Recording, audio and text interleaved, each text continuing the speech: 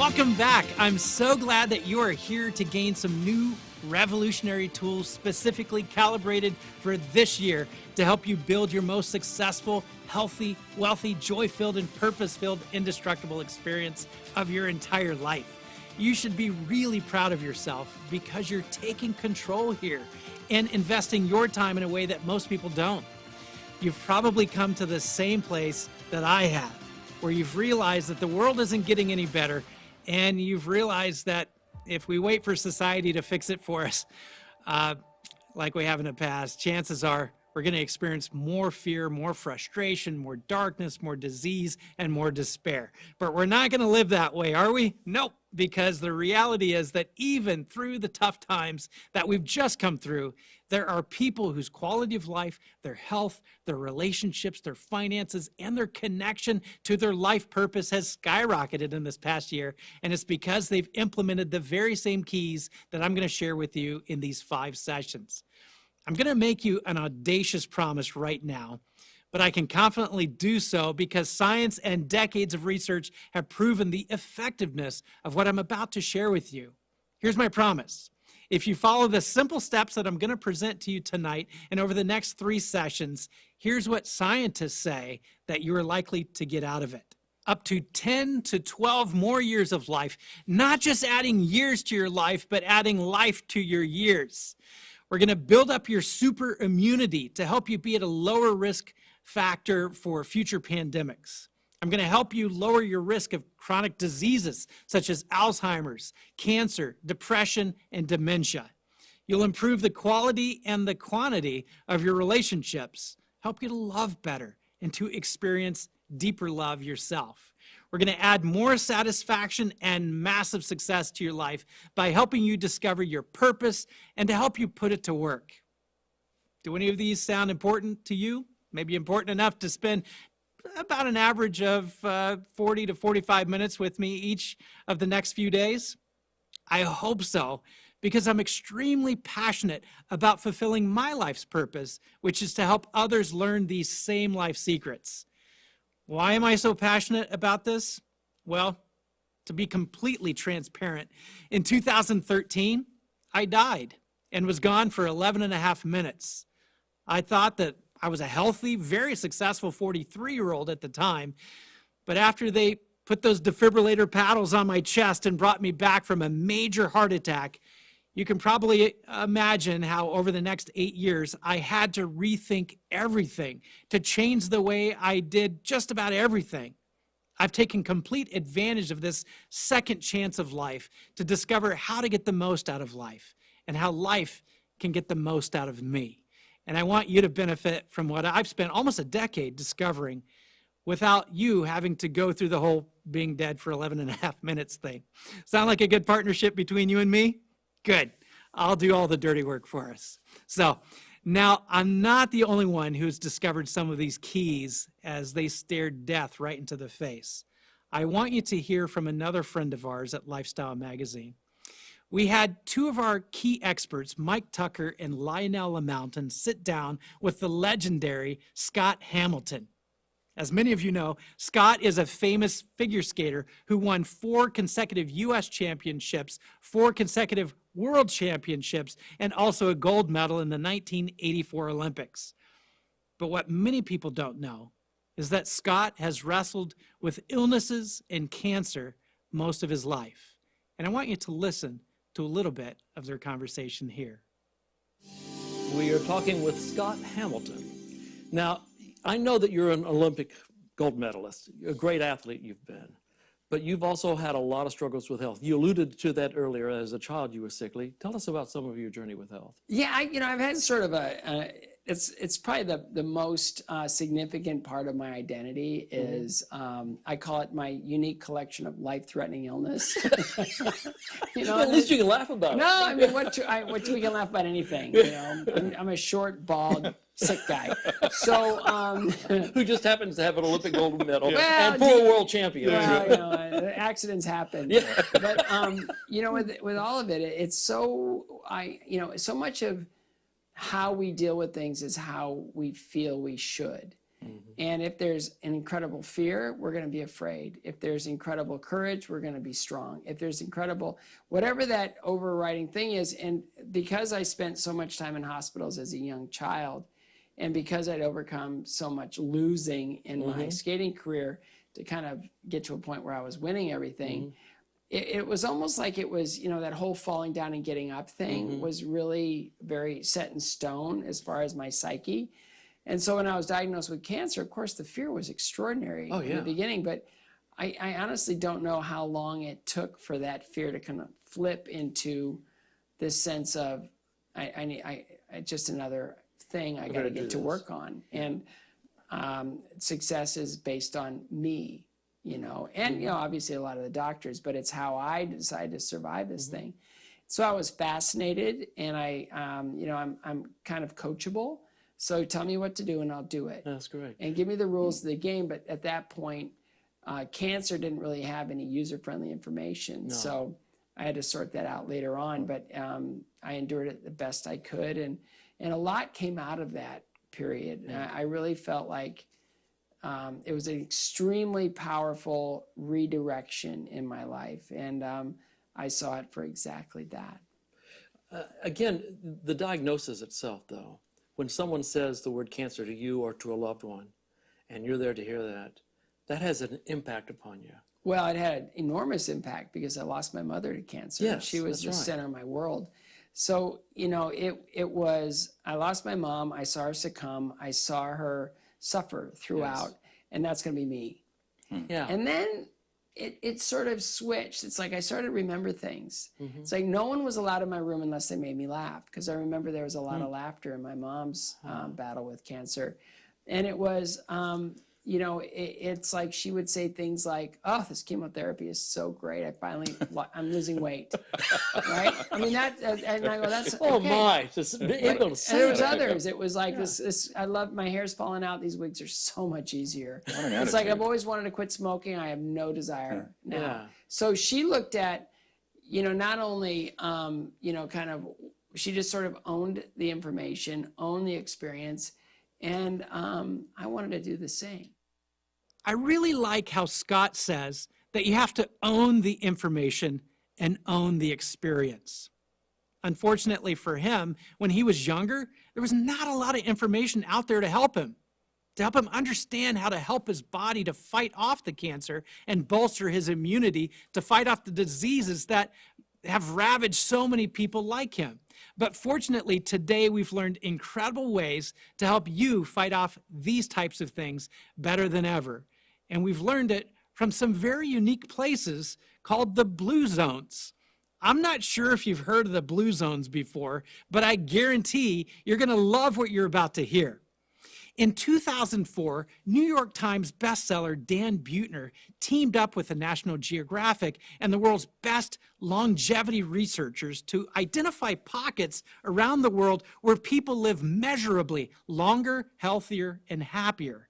They called them the Blue Zones. In these Blue Zone areas, they found that people reach age 100 at rates 10 times greater than the average person in the United States. 4 of these Blue Zones are in geographical areas in other parts of the world. One in the Italian region of Sardinia, one in Icaria, Greece, another in Costa Rica, and one in Okinawa, Japan. And then there was a 5th group of people, and they live right here all across North America. This Blue Zone is actually a religious community known as the Seventh-day Adventist.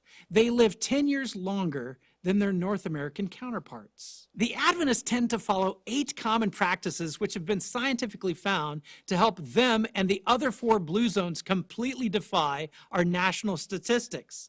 Tonight and over the next 3 nights, I'm going to share all of their 8 common practices with you so that you can consider whether these simple routines are things that you'd like to incorporate into your personal strategies to build an indestructible life in this world that seems to be falling apart. I'll put the 8 practices right here on the screen. Number 1, move naturally. Purpose, downshift, 80% rule, plant slant, right tribe, loved ones first, and belong. Now, this seems like a really long list and kind of difficult to remember, doesn't it? Well, don't worry. at Lifestyle Magazine, our life coaching television series, we've put all of these 8 into an easy to remember acronym that we call the AWARE keys. And here's how you can remember and incorporate these into your life in an easier model. Just spell out the word AWARE. The A stands for attitude, and it covers all 8 of the Blue Zone practices. We started out with attitude in the first session last night because the right mindset allows your mind, body, and spirit to be able to have the highest levels of success in each and every practice here. The W of AWARE stands for wellness, and that's what we'll be touching on tonight. It incorporates Blue Zone practices numbers 3, 4, and 5, downshift, 80% rule, and plant slant. There are some great secrets here, and I can't wait to share them with you. But first, the second A of AWARE stands for activity, and that's what the Blue Zones mean by move naturally. The R of AWARE stands for relationships, which, when done right, has been proven to add at least 3 more years to your life. Having bad relationships doesn't add years to your life, but it sure feels a lot longer when you're in the middle of them, doesn't it?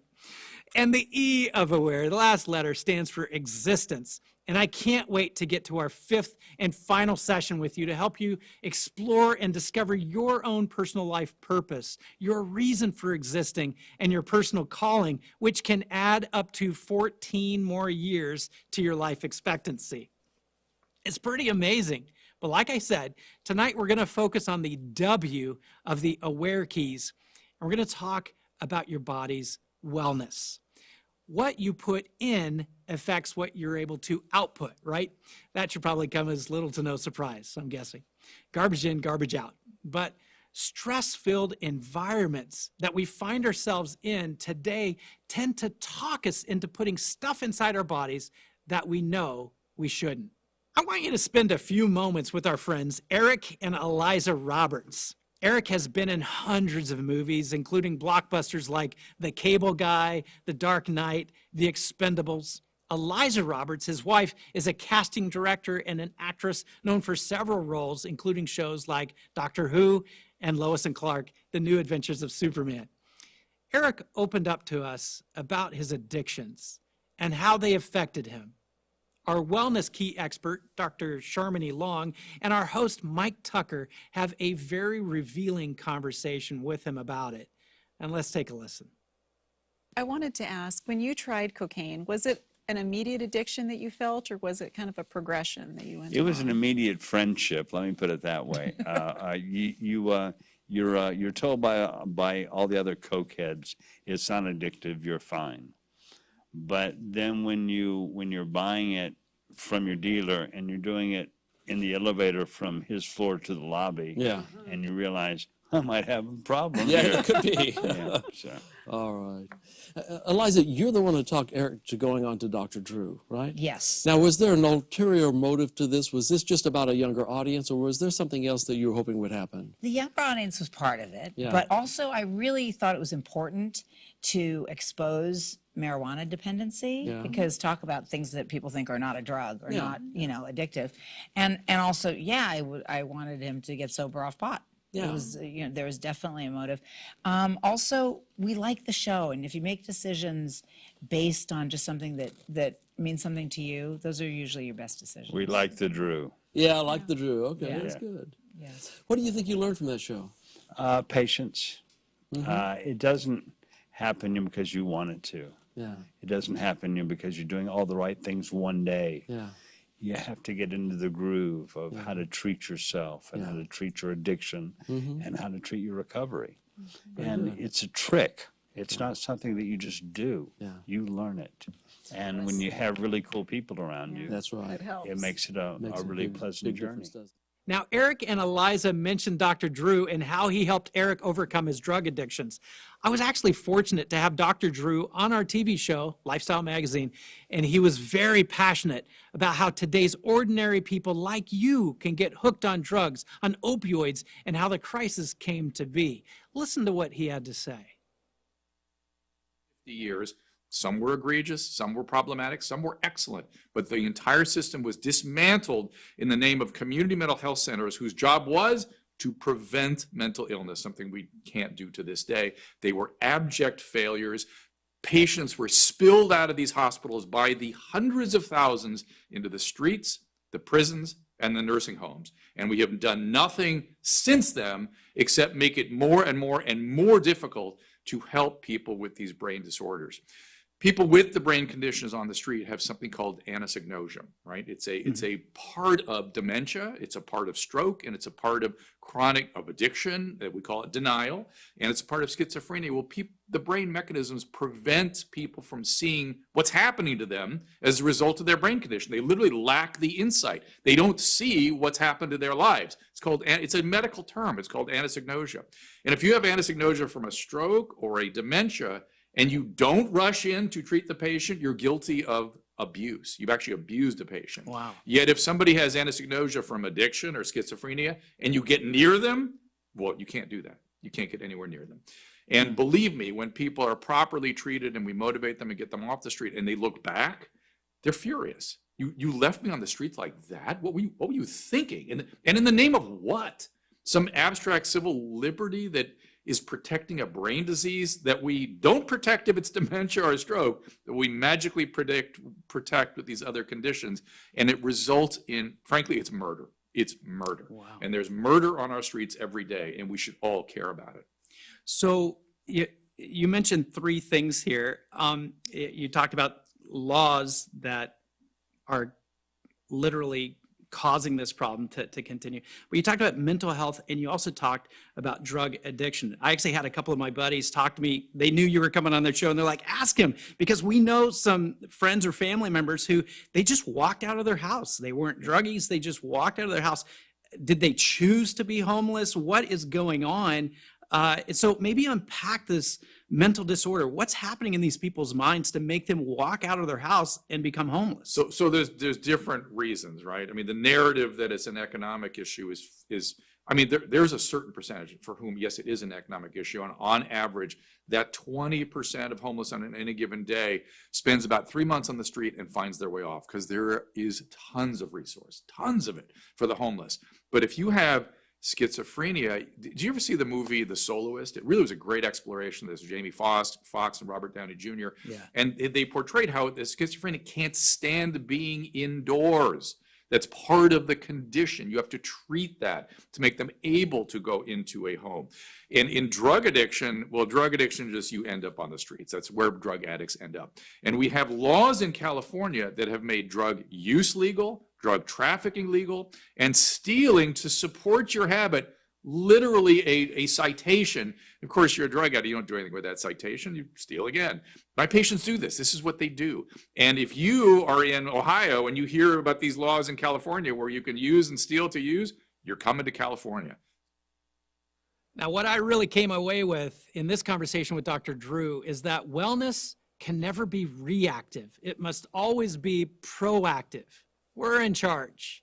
And with the information that I'm about to give you, we can reverse engineer our longevity. Here's how. Many people start taking drugs and using other substances to supplement their needs brought on by stress. That is why the Blue Zone's practice of downshifting is so important. The Adventist Blue Zone lives longer in many ways because they refrain from illicit drugs, tobacco, alcohol, and they limit their caffeine. How are they able to eliminate these things from their lives? Even people in the world's blue zones experience stress. Stress leads to chronic inflammation associated with every major age-related disease. What the world's longest-lived people have that most people don't are routines to shed that stress. The Okinawans in Japan take a few moments each day to remember their ancestors. Ikarians take a nap, and the Adventists pray. That's why you see the little option at the top of your screen to pray with an Adventist and to learn how they pray. Perhaps they can show you how it can treat your high levels of stress without you having to ingest a substance to help you downshift too. Click on the link if you'd like to check it out and see if what this Blue Zone has discovered can help you as well. It won't cost you anything, so you've really got nothing to lose by trying. You're in control here. The reality is that every single one of us needs to figure out how to manage our ongoing stress. In ancient times, when our ancestors lived more nomadically, stress to them was not ongoing. It was always in short bursts of stress. A lion or a tiger was close by, and they had to run away. In our modern times, you undoubtedly face multiple demands each day, such as taking on a huge workload, paying bills with limited funds, and taking care of your family. Your body treats these so-called minor hassles as threats. And as a result, you may feel as if you're constantly under attack. Research from the Mayo Clinic has revealed what happens in this ongoing stressful condition. They say that your hypothalamus, a tiny region at your brain's base, sets off an alarm system in your body. Through a combination of nerve and hormonal signals, this system prompts your adrenal glands, located atop your kidneys, to release a surge of hormones, including adrenaline and cortisol. Adrenaline increases your heart rate, elevates your blood pressure, and boosts energy supplies. Cortisol, the primary stress hormone, increases sugars, your glucose in the bloodstream. It enhances your brain's use of glucose, and it increases the availability of substances that repair tissue. Sounds like a good thing, doesn't it? Well, it's not, and here's why. Cortisol also curbs functions that would be non-essential or detrimental in a fight or flight situation. It alters your immune system responses and suppresses your digestive system, the reproductive system, and growth processes. This complex natural alarm system also communicates with the brain regions that control mood, motivation, and fear. The long-term activation of the stress response system and the overexposure to cortisol and other stress hormones that follows can disrupt almost all of your body's processes. This puts you at an increased risk of many health problems, including anxiety, depression, digestive problems, headaches, heart disease, sleep problems, weight gain, memory, and concentration impairment. That's why it's so important to learn healthy ways to cope with your life stressors. So take a moment and seriously make a plan for what you're going to do right now to implement downshifting into your daily routine. My system?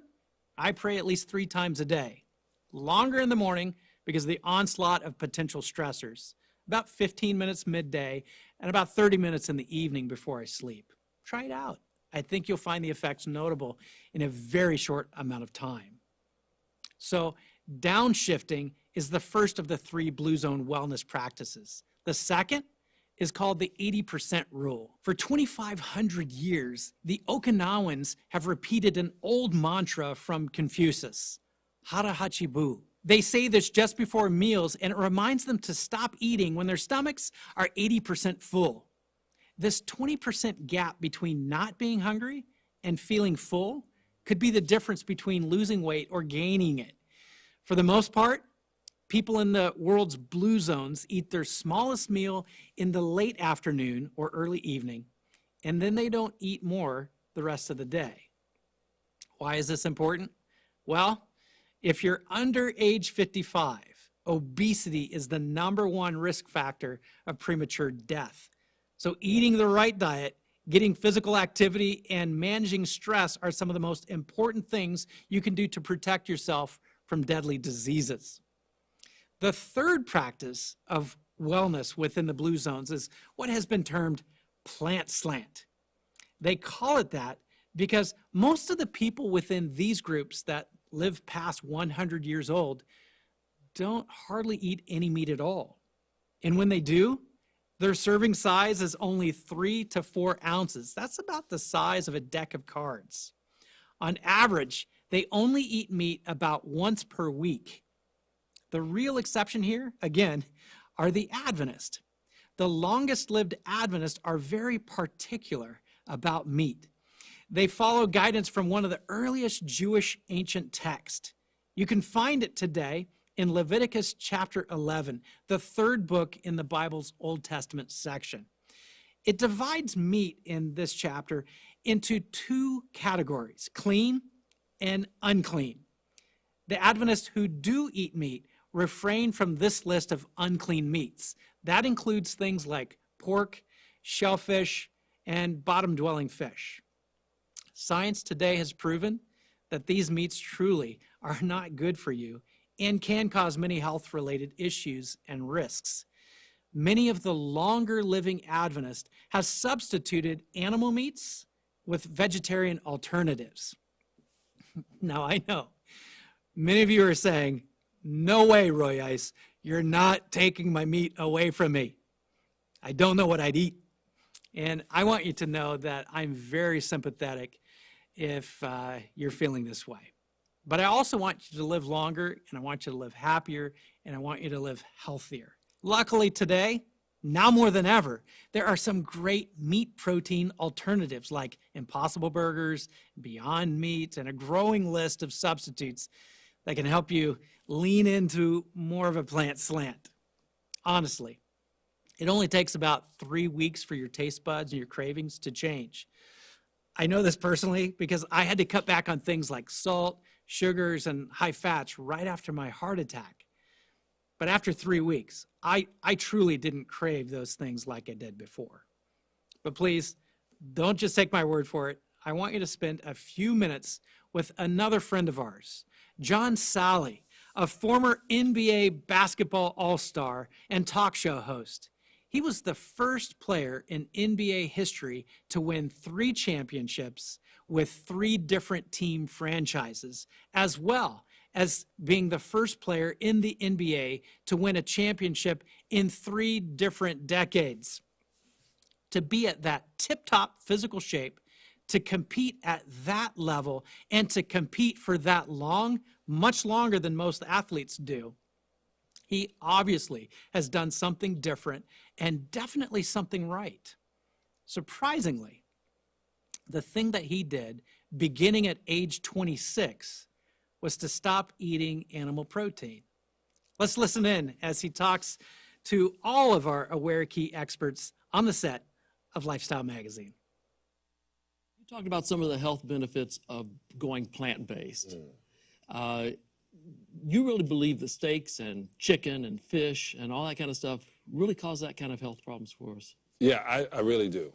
Just to give you an example about eating red meat. Yeah. The fat is inside the meat. So when it leaches out into the blood. So after you eat, you know, we in the black community call it the itis, but everyone gets it. Your body says, we are trying to digest this thing. Let's shut down until we figure out what it is. Is that right? So you're doing nothing but putting fat inside the blood, which is clogging up your arteries and your veins. NBA players already, well, professional athletes already don't live long lives. Yeah, that's true. In the past, since April 2015 and all the way through September, 7 NBA players have died from heart-related diseases. That's right. The oldest being 60. Yeah. Moses Malone. So if I went and told the NBA this 3 years ago, I always know that I had a different heartbeat, and it was always about food. You can tell by the attitudes. You can tell when players get cramps. First thing I say is drink a whole bunch of coconut water. Yeah. They think I'm crazy. As soon as LeBron got hurt and slid back, I text them, get that boy some coconut water. And you can tell when you're not hydrated. Literally, it changes your mood. Food changes your mood. Yeah, it does. Now, this may not be the message that you wanted to hear, but this is definitely the message that you need to hear in order to build a stronger, more indestructible life. The Blue Zone approach really does boost your health. Several towns have plugged these practices into their communities and have had shocking results. In Albert Lee, Minnesota, it worked. After just 1 year, participants added an estimated 2.9 years to their average lifespan, while healthcare claims for city workers dropped 49%. Walter Willett from Harvard called the results stunning. In Beach Cities, California, child obesity declined by 50%, smoking declined by 17%, and stress went down by 8%. Fort Worth, Texas, transformed itself from one of the unhealthiest cities in the nation. It used to rank way down at the bottom as 185th out of 190. But this city's well-being rank rocketed up to 58th in a very short amount of time. This is how you lower your risk factors when the next virus or pandemic rolls around. This is how you avoid many of the chronic diseases that plague the majority of the population. Now, I had to speed through this information to summarize and keep it short, but perhaps you'd like to learn more, to make some changes and to have the best info to help you plan your wellness strategies. If that's the case, let us know in the interactive space next to this video. Once again, there's no obligation, and no one is going to try to sell you anything or get you to sign up for some expensive programs. This is simply my way. It's our way of serving our communities in North America. We'd love to get some more details to you to help you if you'd like. Now, we're just getting started, and I cannot wait to share the third Aware Key strategy with you tomorrow. That key is called activity. And tomorrow, I'm going to boost your energy. I'm going to help you become lean and lose fat without even going to the gym. You're going to look better, feel better, fight off illnesses better. You don't want to miss it. It's going to change your life. We'll see you then.